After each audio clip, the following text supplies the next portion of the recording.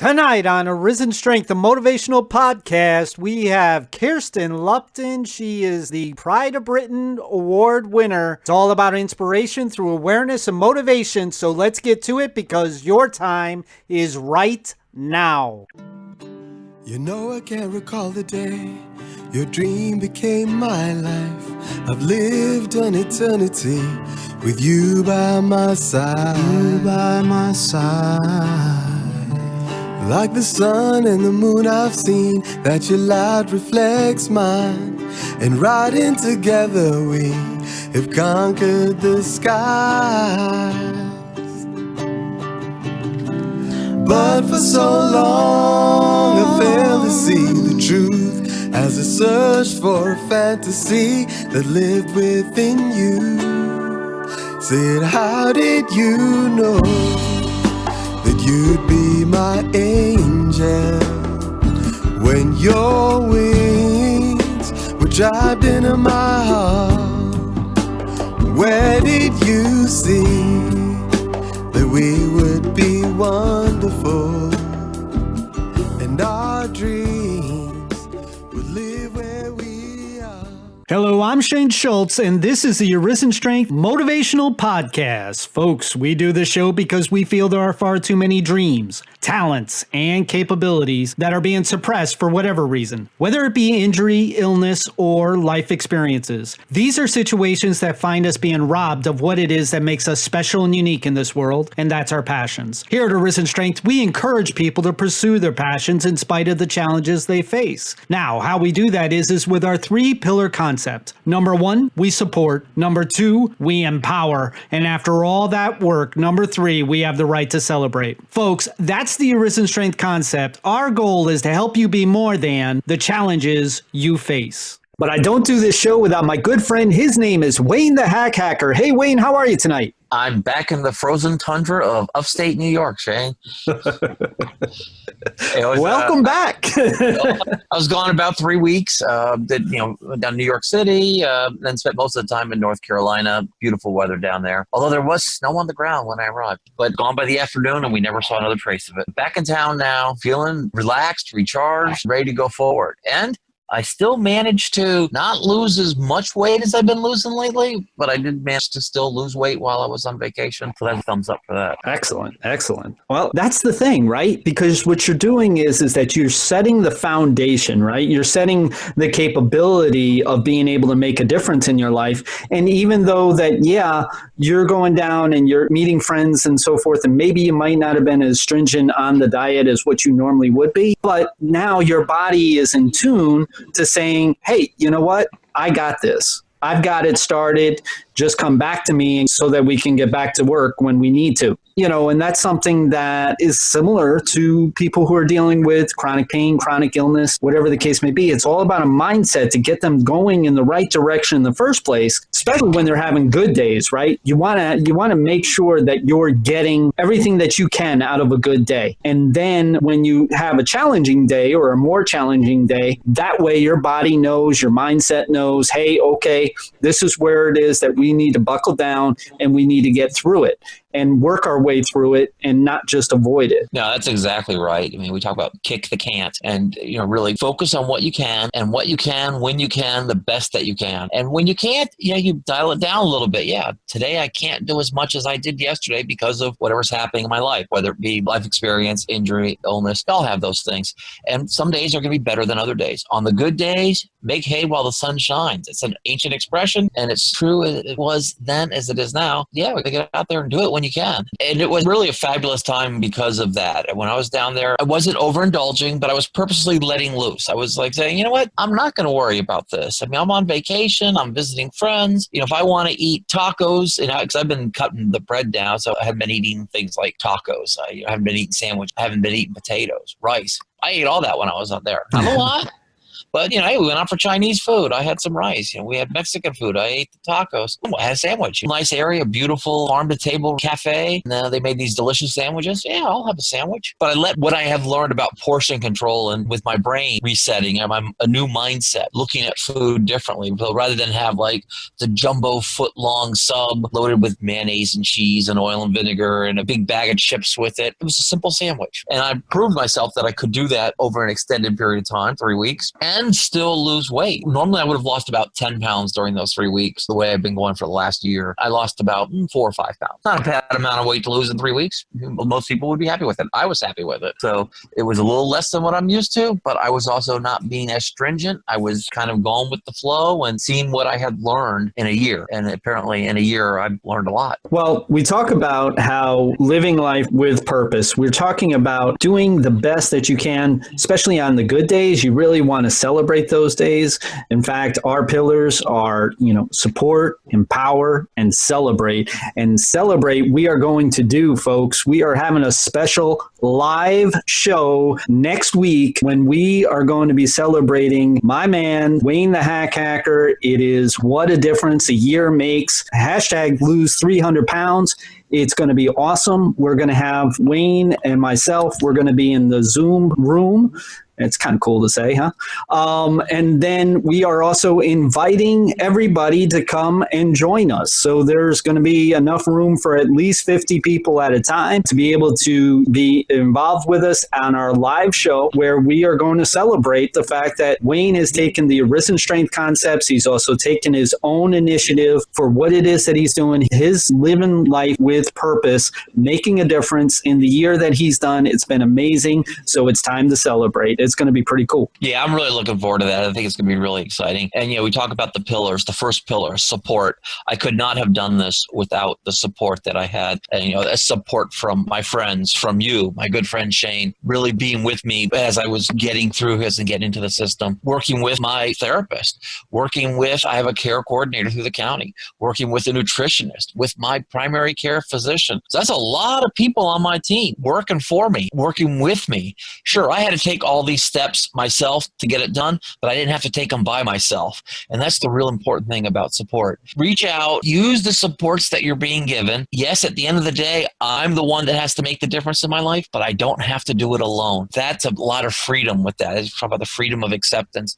Being able to say, what, that's right. I don't have to do this alone. I have to do it, and I'm the one that's going to have to do it, but I don't have to do it alone. That's empowering. So it leads right into the empowering, which leads right into the celebration. So, they're all right there, and they're all so strongly connected. And I've really felt them the last year, the support, empower, and then celebrate. And the celebrate has been along the way. I've been celebrating, on a daily, weekly, monthly basis as I watch the numbers go down, down, down, down, down. It will not wait until I lose all the weight that I want to lose. We talk about hashtag lose 300 pounds. Yeah, that's kind of like a big goal, and that wasn't what I've lost in 1 year. Maybe I should clear that up. Hopefully nobody's out there saying, he lost 300 pounds in 1 year. No, I lost 185 pounds in 1 year.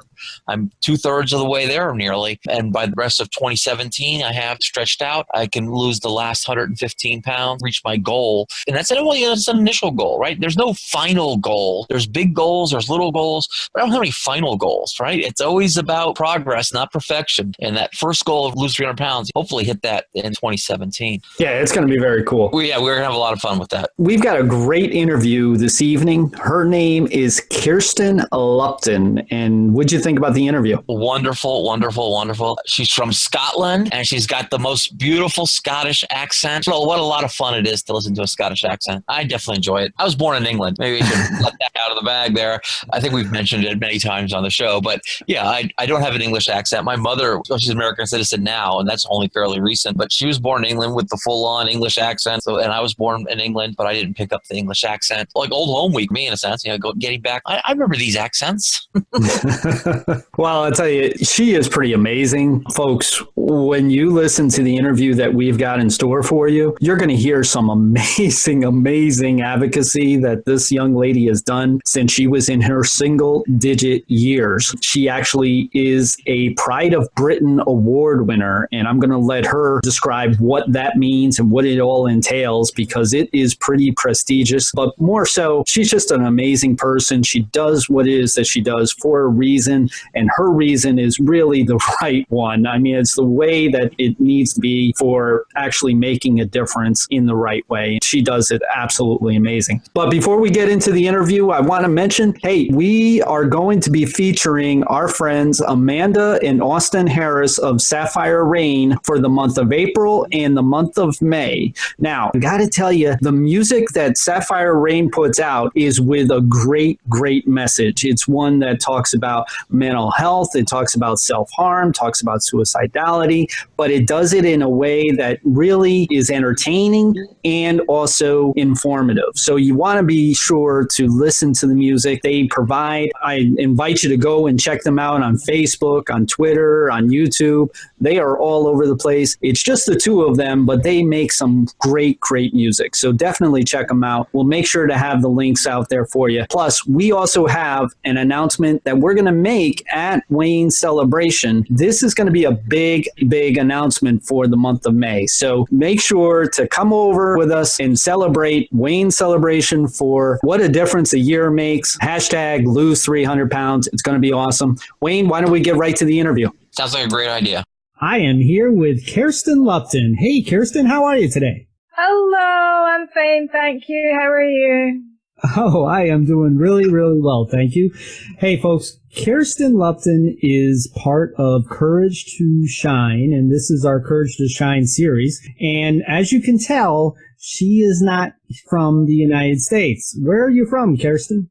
I am from Glasgow in Scotland, so excuse the accent. Excuse it, we love it. This is awesome. Okay, so tell me a little bit about you, because there's a reason why we have you on this show. As you know, what we do here at Arisen Strength is that we bring inspiration through awareness and motivation. And you definitely have a whole lot to talk about when it comes to awareness. So why don't you tell us a little bit about yourself? Okay, so I was born with a medical condition called bladder exstrophy, and the easiest way of explaining it is that I was born with my bladder on the outside of my body. But anybody who feels a little bit shocked by that or anything, don't worry, it's back in my body and it's normal now. The only thing that's a little bit different about me is that I can pee standing up, which is unusual for a girl. Some people think it's quite cool, and I never have the risk of wetting myself. That's definitely a bonus of bladder exstrophy. No matter how old you are, you don't ever have to worry about wetting yourself. It's obviously since I was born, it's been 23 years, so I've kind of tried to keep myself busy. And after I was treated down at Great Ormond Street Hospital in London, I decided that I wanted to start raising money for the hospital, managed to save my life. So that basically meant that I had to email the fundraising people for the hospital and say to them, I want to fundraise. Can you tell me what to do? And they basically wrote back to me and they said, would you like to come and discuss your experiences at an event that we're having down in London? And I had never done public speaking before. I think I was maybe about 9. Mum and Dad were like, hey, that's awesome. There'll be celebrities there. Let's go. Kind of shy Kirssteen was thinking, I don't want to do this. But then the Kirssteen that thought it'll be cool to meet celebrities, let's give this a try, did it. So what ended up happening was I wrote my own speech, which is something that I'm quite proud of, because Mum and Dad, especially when I was younger, they always wanted to tell me what to say and how to say it. But for me, this is my story, it's my life, it's my experiences. So I was always adamant that I would do the speeches and I would say it how I wanted. I think it feels more genuine as well, you know, because if a 9-year-old girl was going up there talking very formally, there's no personality in that. So after that, for some reason, they really liked my first talk and they asked me to come more and more, which felt more publicity both for myself and for the hospital. And it exploded into this big, amazing fundraising campaign that lasted for years. And in 2006, I was awarded a Pride of Britain award, which for those who don't know, it's an annual television award. How they explain it is it's sort of, I don't like saying it because I want it, but it's sort of advertised as celebrating real life heroes who done something amazing, and instead of focusing, on celebrities and stuff, because they always have award shows somewhere. So I won that after I'd raised 750,000. Why don't you like to be called a hero? Because I don't feel like one, and I think it sounds a lot like I'm bragging, when I say it celebrates real life heroes. I know some people think that that's what I am, but for me, I took what I got from life and I made it what I could. I don't think that makes me a hero, and I think that a lot of people who were in my shoes and who had the support that I had, I think they would do the same. So I'm just your normal person who's had a little bit of a different experience than most. Well, you know what? I think that makes you more of a hero than you think. Because I personally, in my experience, I think that the authentic heroes don't even really think that they belong as a hero. I really do. I think that the ones that do it for all the right reasons, they just don't see it as a need to be acknowledged. And that's why I think you are a hero. I think the fact that you went and you, at 9 years old, you decided that you were going to write your own speech about your own experience. I mean, you could have very easily had somebody write it for you and try to, like you said, recite it really formally and everything in that sense. But you decided to take it on your own. And you had a reason why you were doing that. Well, so what was it that you were trying to do for your purpose? I mean, what were you trying to get across? I think what really honestly motivated me to start really fundraising for the hospital was on the first day that I ever went into Great Ormond Street, I was put in a bed next to a little boy named Alex who was suffering from cancer.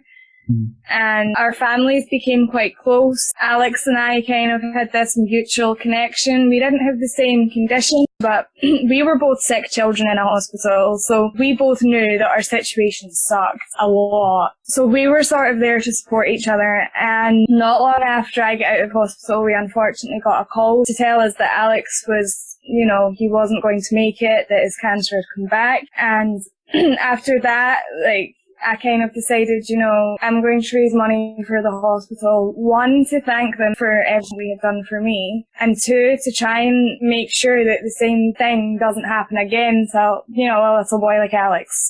Get them money for machines or for research or for something like that, to try and prevent a similar thing happening. Because devastating for so many more people. Because obviously, it's a horrible thing because kids in hospital do become friends as well. And I actually think there can be quite a bad psychological impact for losing a friend who's been in hospital.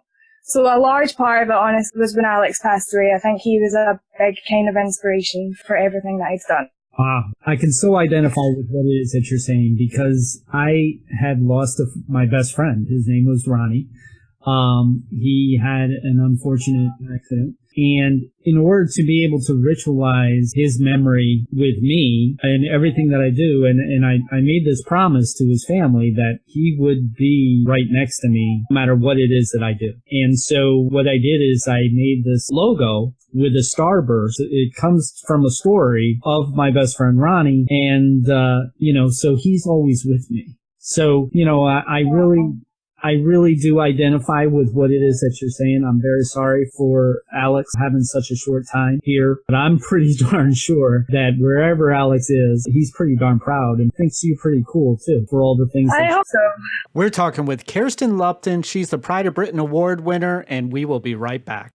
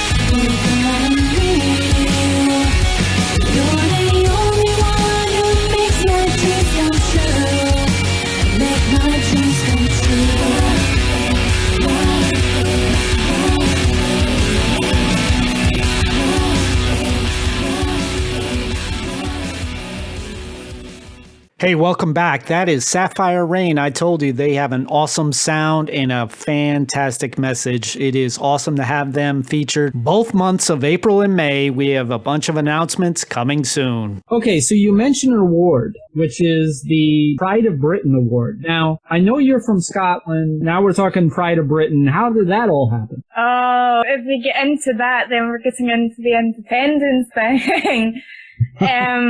So basically, that's very political.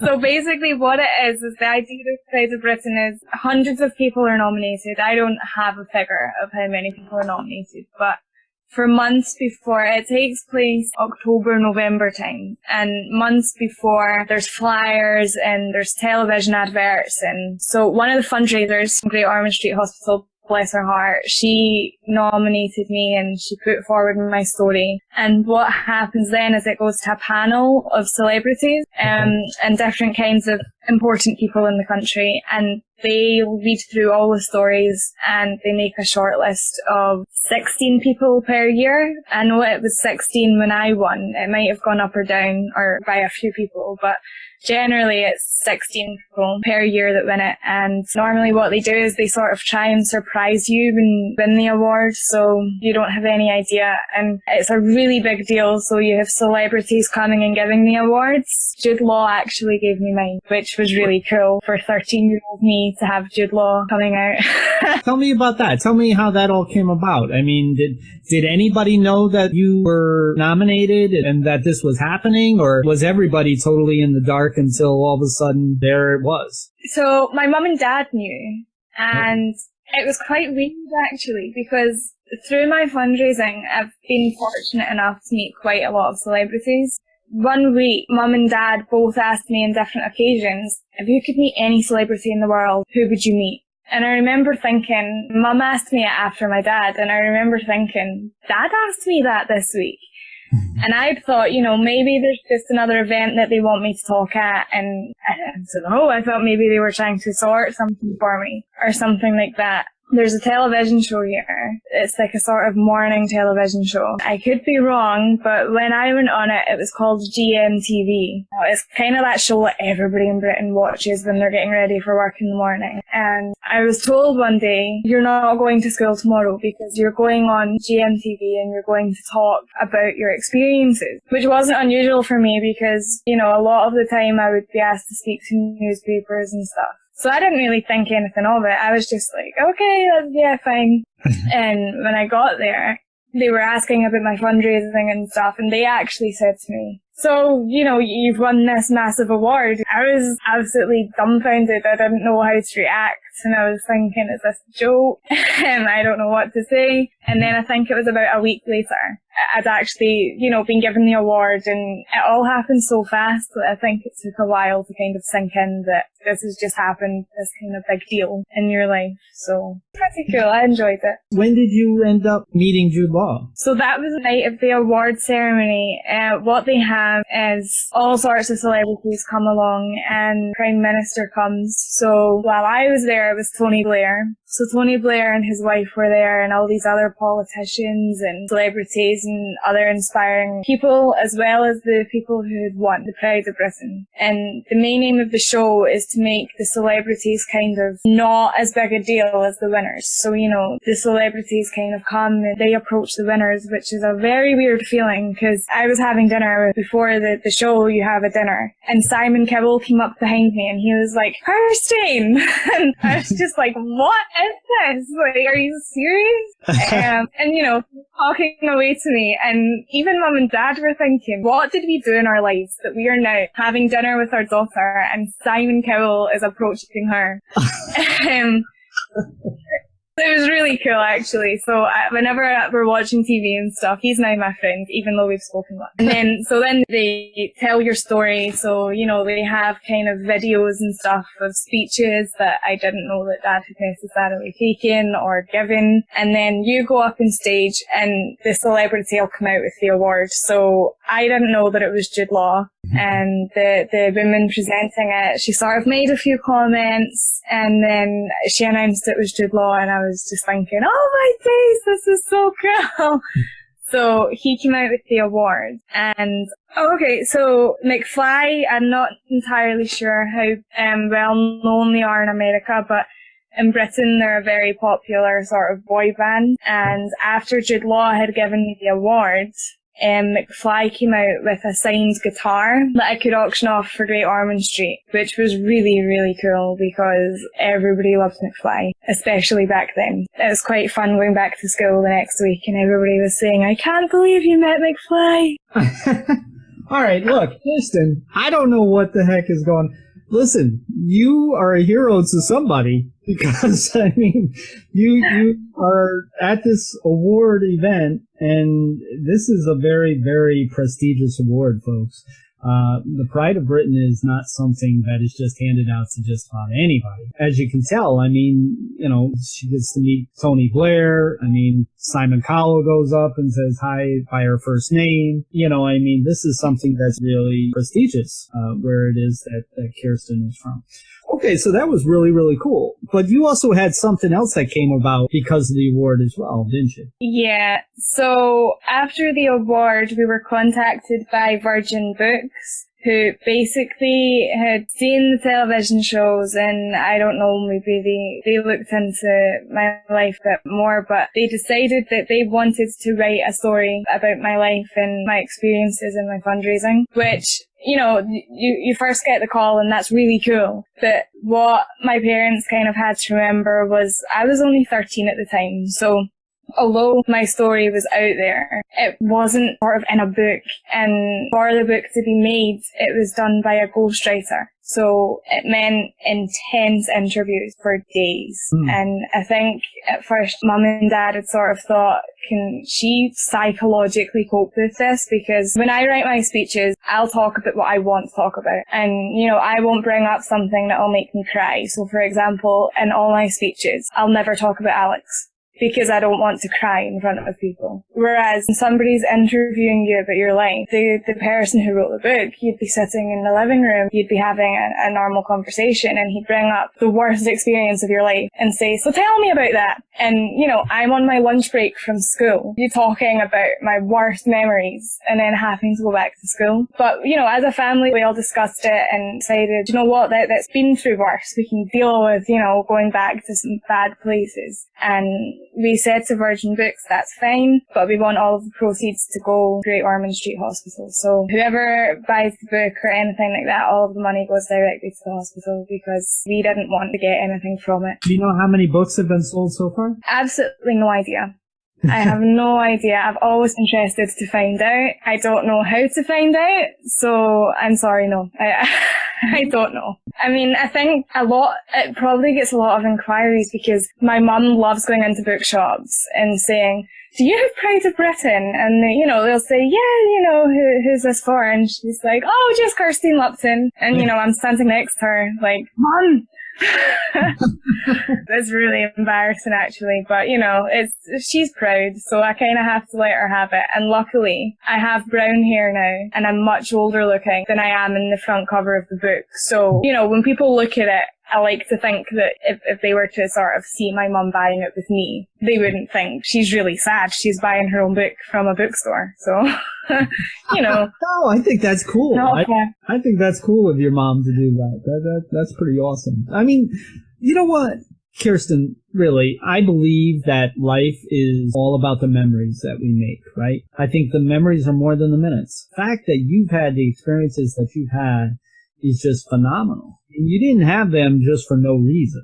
I mean, I know that you're an authentic hero. You're the one that does things because you feel that's the way that it should be or what it is that you've received. But I got to tell you, you know, I mean, the experiences that you've received as a result of the things that you've done are amazing. And they're very, very cool. So who is Kirsten now? Because you're a little bit older than 13. You know, you've gone to university, you've done some growing up, obviously. So who's Kirsten now? I mean, I think Kirsteen's just your normal 23-year-old girl who's kind of trying to find her way in life but builds new experiences and stuff. But obviously, in terms of for my bladder extrophy and things like that, I still speak with a lot of people who have it. As a result of my book, a lot of people contact me and, look for support. And it's actually mainly new parents that do it because they have the accessibility to look up bladder extrophy and see my name, and they might see some videos that are up of me. So they contact me to ask, what's my child's life going to be like now?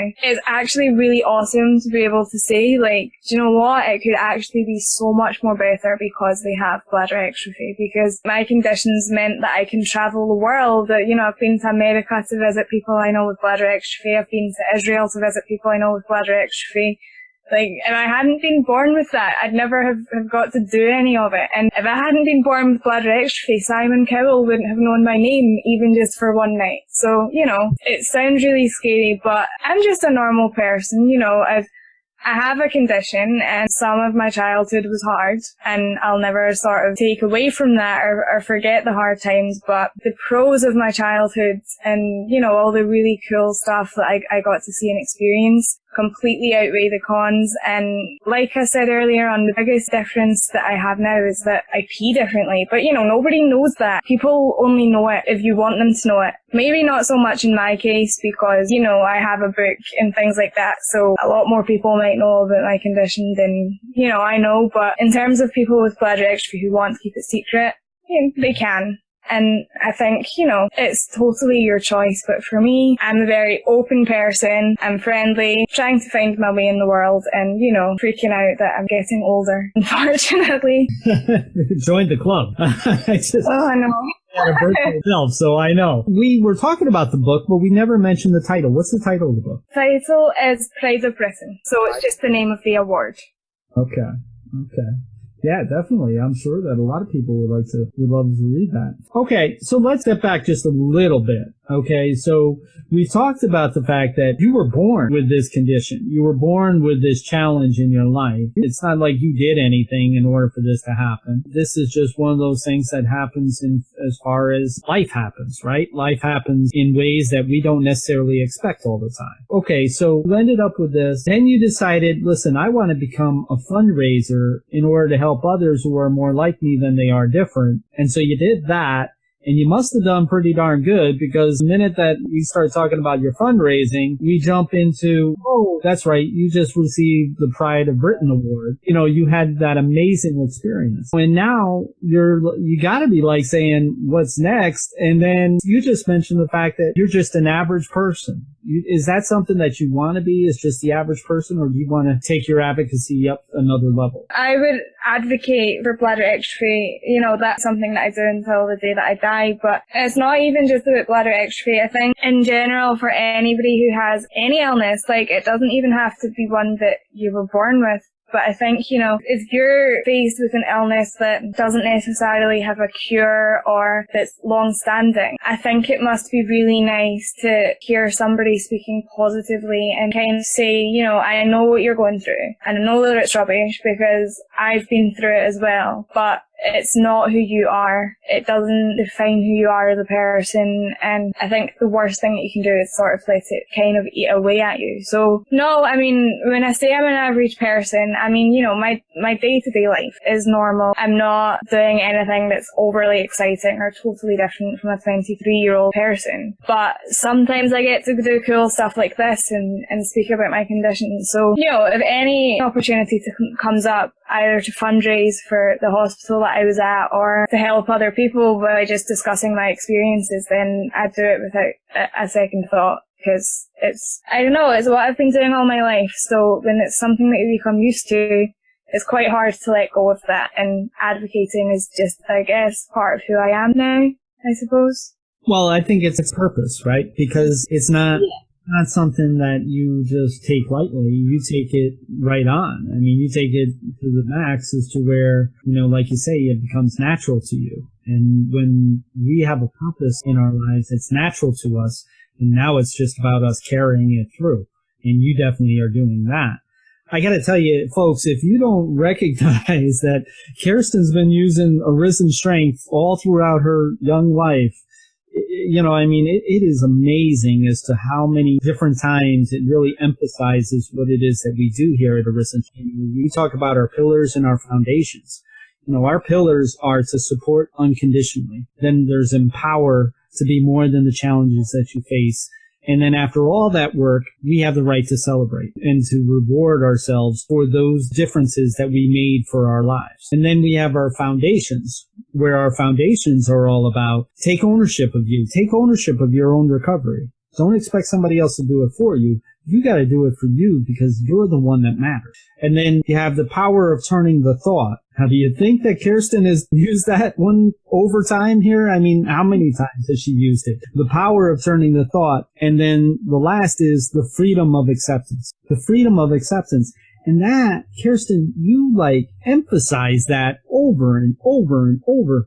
Because you sit there and you say, I went through what it is that I went through, but if I didn't go through what it is that I went through, then I wouldn't have the experiences that I have. Isn't that important? Yeah, it definitely is. And, with changing your sort of thought and things, and I'd be lying if I didn't say that, some days I have cried and I've sort of thought to myself, why me? Some days I'm sore. I'll just think, why can't I be your ordinary, if you 23-year-old, doesn't have to catheterize when she needs to wee and who doesn't have to go to hospital to make sure that everything's still good.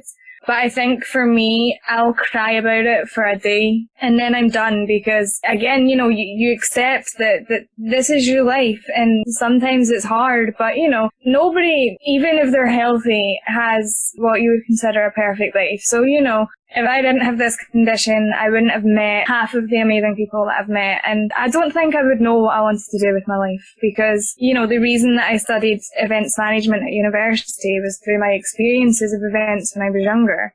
Mm-hmm. So, having bladder extra helped me find my passion and what I want to do as a career. And it kind of helped me learn to work with other people's emotions and work out the best ways of helping them. Because people who need support need it in different ways. Some people need to share their experiences with you and sort of make sure that you've had the same kind as they have. Other people need to just message you and tell you, this sucks and I hate it. And they don't want you to tell them that it's going to be okay. They just want you to say, I know when I'm here. And other people don't want to talk about it at all, but they want to talk to me because I have the same condition. They don't want to talk about the condition, but it's one of those things where, we both know that we've suffered in the same way. Let's not talk about it, but it kind of works as a connection to the person, even if it's not discussed. It's a way of sort of being we're kind of the same. And that's how you build your friendships. So I think it's made me a more understanding person because you understand that you learn to be a different person for everyone. You learn to be the sympathetic ear. And, sometimes you need to learn to do a bit of tough love. Somebody keeps going on and on. You have to sort of say to them, I know I've been through it, but it gets better. So don't sit and feel bad for yourself because when I've had surgery, I've been in that place where I'll just sit and I'll cry and you don't get better from sitting and crying. And, I'll come out of surgery and say, I can't eat because I don't feel well. And it's okay, do you know what? Don't eat. You don't get out of hospital. You don't feel better. So again, it's accepting it and it's turning your thought to, if I change the way I am now, things will be better in a couple of days. And it's learning to sort of put in stepping stones, especially for me because I'll never be cured. So I'll never have that one day I'll be cured. So for me, it's about stepping stones. One day I won't have to wear nappies. One day I'll be able to pee every 4 hours instead of every 2 hours and things like that. So I think it can be quite easy for people with illnesses to not look at it as a kind of journey. They just look at it as, I'm ill and I want to be better and that's where I want to be. And, that's understandable, but you have to think, okay, so how will you get better? Like you say, sort of break everything down into what you said before. And quite glad that I've managed to have this condition to learn about that because I think if I didn't have bladder extrophy, I would find that idea so difficult to understand. Wow. So I know that you're an advocate for bladder extrophy, but I got to tell you, you're an advocate for so many that are out there. Because you're talking about a lot of things that people can identify with, no matter what it is that they're going through. And that is what really has you here on the show. because I knew that your story people could identify with in a number of different ways. So tell me, you recently have been able to visit over here in the United States because of your advocacy efforts. So what did you think about coming over here to the U.S. and talking to people? I mean, I was so excited to visit America, and Tom, the person who was showing me around, planned everything perfectly, and, you know, he managed to make it a little bit of a sightseeing thing as well, instead of focusing just on discussing bladder extrophy with people, because as nice as it is to meet new people and things, if you're always talking about it, it can, you know, you sometimes feel a wee bit tired and a wee bit drained. It's the same as if you talk about anything over and over again, though. You're eventually going to get sick of talking about it, even if it's something good. So when I went over there, it was so nice to be at the campouts and things, and my brother's girlfriend, she came along with me to sort of keep me company and for herself to learn more about bladder extrophy. And what was really cool was you couldn't tell her apart from anyone else. So when I say that, I mean, she didn't look like the healthy one, and everybody else looked like they were unhealthy. You know, there was such a nice sort of family atmosphere. You know, everybody was laughing and joking, and if you're an outsider just looking in at the camp, you would see healthy looking children playing and laughing. You would see adults laughing and joking together. If you were looking back when I was there, you would see two Scottish girls getting really excited over, is it s'mores? Yeah. Like, it's so cool. We were so excited, and when they were making them at the fire, we really looked like tourists because our faces were just like so excited. What was really cool about it as well was the younger kids with bladder extrophy, they would just sit and they would play games and things like that. And the ones who were a bit older would all sort of sit and talk, and there was a doctor at one of them, and he kind of explained the medical side of it. But every single person who spoke, you know, no matter what their take on it was, whether it was a parent of somebody with bladder extrophy or somebody with bladder extrophy, was, you know, not how this makes your life worse, but this is what you have and this is what you can do with it. It was really kind of nice to hear that a lot of people sort of had the same ideas as me, but it was also nice to kind of express my experiences and things, because I obviously listen to other people's experiences, because what you would find is I would say something that other people hadn't thought of, and other people might say something in a way I hadn't thought of it. But what I noticed was a lot of people weren't necessarily as open as I was about my bladder extrophy. And, you know, I found that with quite a few people, they keep it secret. And, you know, it was their way of dealing with it. But I don't know if maybe it was nice for them to know that, you know, all my family and friends know about it. They don't treat me differently. Like, my friends see me as Kirsteen, and the only time they would ever think of me as being ill is if I was taken into hospital, which, thank goodness, rarely happens. And when I am ill, they're the most supportive people, ridiculously protective sometimes. And, you know, I think maybe for people who keep it secret, it's quite nice for them, I think, to think, you know, maybe if they did tell their friends, they wouldn't be freaked out. Because, you know, it can be quite a scary thing to just announce, because you know, it can sound quite gruesome. And like I said earlier, you know, when I said, you know, what bladder extrophy is, if you say that to somebody, you can sometimes see the shock in their face. Because obviously they're thinking, is it still out there? So you have to settle them down and be like, we worked that out. There, don't worry. My stomach looks normal now. Yeah. It's just got a few scars, but it's fine. But even, you know, I used to be quite self-conscious about wearing a bikini and stuff to the beach. And I'm saying that like you get a lot of opportunity in Scotland and you don't. But, you know, on the rare occasion that you get to wear a bikini on the beach and stuff, I used to be quite self-conscious about it because I do have scars. And all of my friends, bless them, all used to get really angry at me because they were like, who cares?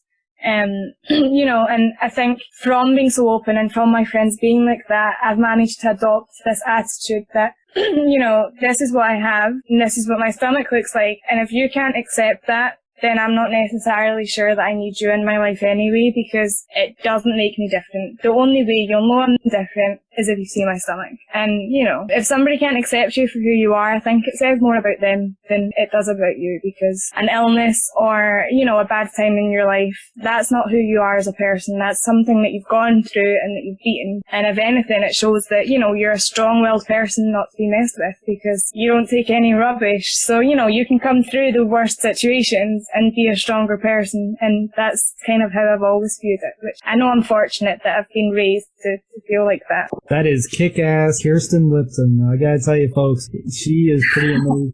I really love the fact that she was able to come on the show with us here on the Courage to Shine series, thanks to Thomas. I mean, Kirsten, you're always welcome to come on the show anytime. You know, I certainly would love to be able to work with you again in the near future. Definitely. I would love to be able to work with you too. Thank you so much for asking me along. Awesome. Hey, tell us where it is that people can find you. Are you on social networking or anything? Social media? Yes. So I'm on social media as Kirsteen SG. So Kirssteen Sierra Golf, because obviously for work reasons, I don't like to have my second name in Facebook, but you can find me on that, or I could probably, I'm not sure how you do this, but I could probably give you a link to my Facebook or something like that. Yeah, definitely. Yeah, I can pop you over a link to my Facebook and you can pop it up, and anybody with any questions, I'm so open about my condition that I don't get offended by anything that anyone asks. And my friends sometimes try and see if they can offend me, and nothing. So any questions that anybody wants to ask, just drop me a message, send me an email or something, and I won't get hurt by anything that's said, because at the end of the day, you know, there's some questions that people want answered, and, you know, maybe I have the answers to them. Nothing at all. You can Those contact. people who don't necessarily deal with bladder extrophy, right? It could be anybody for whatever. Yeah, anybody for whatever type of condition or any type of kind of rubbish time that they're going through, because it's not just about going through something that you're not necessarily sure that you can beat, and, you know, just having somebody else, even if it's, you know, mine might be medical and somebody else's problem could be social, but, you know, at one stage I wasn't sure I could beat bladder extrophy, but I did. So, you know, if somebody's going through a time that they don't think that they can get through, even just to message me and kind of say, you know, how you use what you had around you to manage to get through that, and be happy to talk to them and be a listening ear, because it's not all medical stuff. You know, there's a lot of stuff involved. There's a lot of stuff involved. There definitely is. There's a lot of stuff involved, but that doesn't mean, like Kirsten said before, it does not mean that you're defined by what it is that ails you. You can just make sure to know that you are more than the challenges that you face. And this young lady right here is personifying Arisen strength. Kirsten, it's been wonderful to have you, and look forward to working with you again. Thank you so much. It's been lovely being on. Excellent. Don't forget that next week we are going to have a live show, What a Difference a Year Makes. # lose 300 pounds. It's going to be a lot of fun. See you then. You can learn more about the Arisen Strength Motivational Podcast at our website at arisenstrength.com. And remember, your time is now. The sweetest moment of life I ever knew was when I opened my eyes and saw that you were my truth. Said, how did you know? How did you know? That you'd be my angel. When your wings were trapped into my heart. And where did you see? And where did you see? That we would be wonderful. And our dreams will live where we are.